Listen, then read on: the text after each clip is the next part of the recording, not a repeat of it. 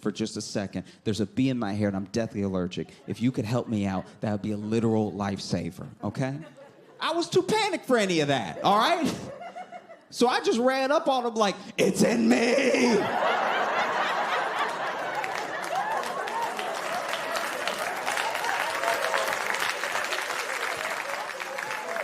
Can't you hear it? It's gonna kill me! And I forgot to mention up top that when I slipped in the hummus, I rolled my ankle. So I didn't even get to run up on the regular. I was running up on like, it's in me!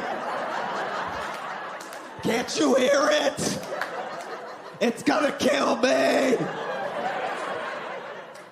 People were running away from me. It was terrible. It was absolutely horrible. And this is the thing that bothered me the most, the thing that really stressed me out, even broke my heart a little bit, was this was the one time in my entire life that I needed white people to touch my hair and they were nowhere to be found.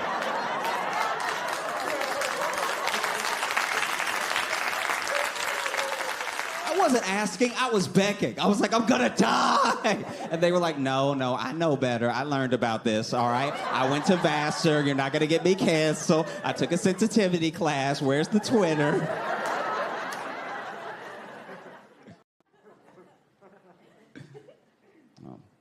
I developed a lot of pet peeves in the pandemic, you know? A lot of things that didn't bother me before that definitely bother me now. Really upset me.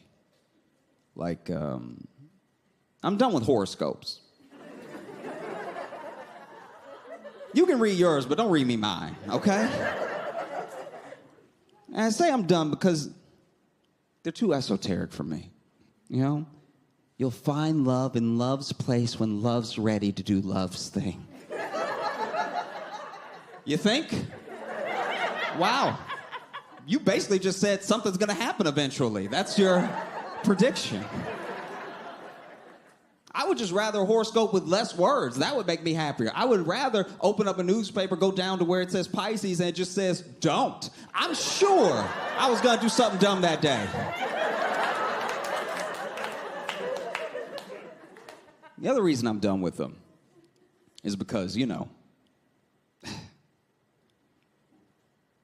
everybody here was born. Everybody here's got a sign, whether you believe in it or not. Everyone has one, right? How did everybody's horoscope miss a global pandemic?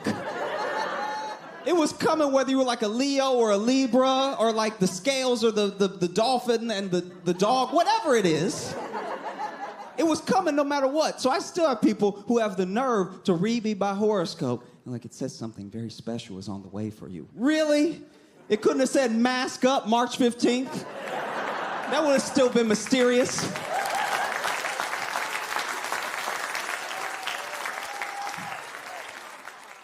I had a hard time in lockdown. I really did. In quarantine, it was hard. It was really, really hard. Because it made a liar out of me. It did. Because I've always said, my entire life, if I just had the time.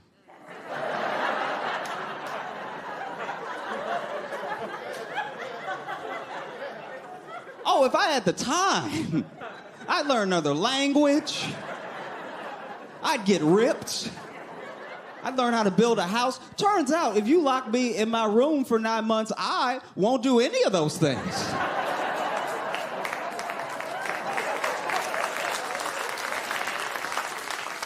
I would just rather watch TV until I fall asleep in succession. I watched TV and fell asleep so many times that the only way that I knew if I ate was if I woke up with Dorito dust on my collar.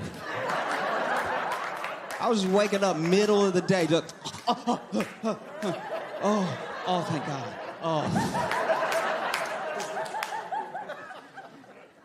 That became my life. My life just became screens, nonstop. It was either my phone or my computer or my TV, nonstop. I was either on the internet or I was watching something, and it got to be a lot. It got to the point where I knew I needed to take a break, you know? So I decided to do it. I put everything down, I turned everything off, and I just sat in my room, and I would just sit and I would think.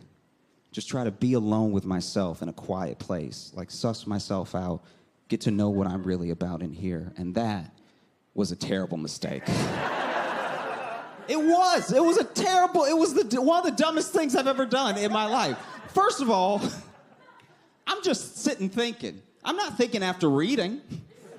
I'm just thinking raw-ass thoughts. These aren't good thoughts. These are just things I'd normally be too distracted by TV to think. And they were real dumb. And that was heartbreaking. It was. I always thought if I just sat and thought, I'd come up with a theory or something. And I was just sitting there like, oh my God, all of these things are dumb. Am I dumb? Is this how dumb people find out?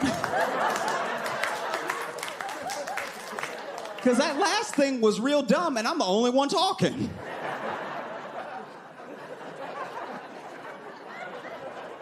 That's what happens when you sit with your thoughts.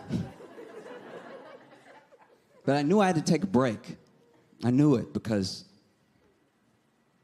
I got to the point where I wasn't sure if I knew who I was when there wasn't a screen in front of my face. You know? Because I know it sounds bad to say, but there's an online me and there's an in-person me. And I know it sounds fake to say that, but it's true. You know? And I'm scared that the online version is better. I am. Because online, I try to educate people, you know? I take up for people that I don't know. I fight for causes that I believe in. But in real life, I saw my friend Sean get jumped, and I was like, he probably did something. I don't see how that's my business, you know? Honestly, it wouldn't be three of them if he didn't do it, if he didn't deserve it, you know? In fact, let me turn around. I don't like him screaming my name like that. I don't want to be involved. You know? Online, I try to educate people that I feel like are being ignorant. But you know what I don't do in real life? Read. Like, I don't know where I get off talking down to people. Because I got a keyboard in front of me. Online, I tell people I don't know to keep following their dream. Okay? I tell them that they can do it. I don't know if they can do it. I keep telling them that they can do it, okay? And in real life, I gave a street performer money to stop.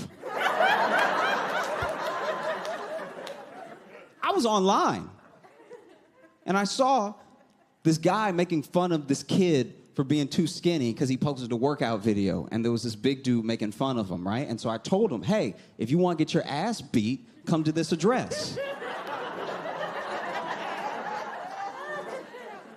And in real life, I gave him my buddy Sean's address. You know what I mean? Like, how was I supposed to know he's going to be two other people? That's just unfair. Because I'm also relearning how to be in the world. You know, I was awkward before, but I'm insufferable now. I am almost a year out of practice from being weird. Like, I go on walks, and I remember I left the house for this walk, right? And while I was on it, I bumped into a guy. And we bumped into each other hard because we both just weren't paying attention. And when I bumped into him, I immediately whipped around to apologize.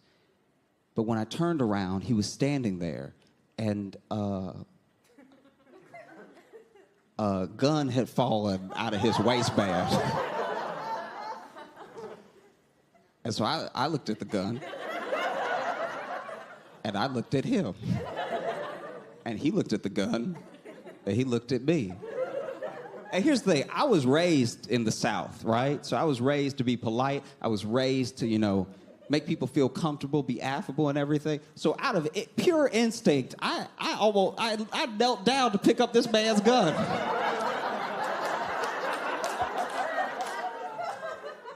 And about halfway down, I was like, let me not put my fingerprints on this loose gun.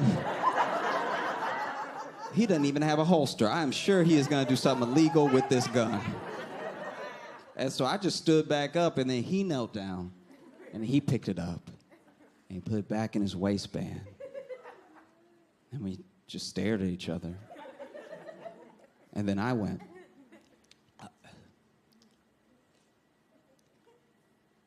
evening.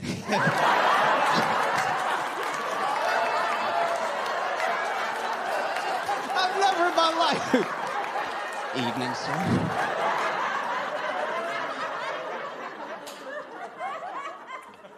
I don't know why, but I felt like if I skipped, he wouldn't shoot me. You know what I mean? Like, I'm a moving target. So, as I was on a walk, because that's all I do now. Just leave the house and walk till I get tired and then come home and fall asleep and walk again. I'm basically my own dog.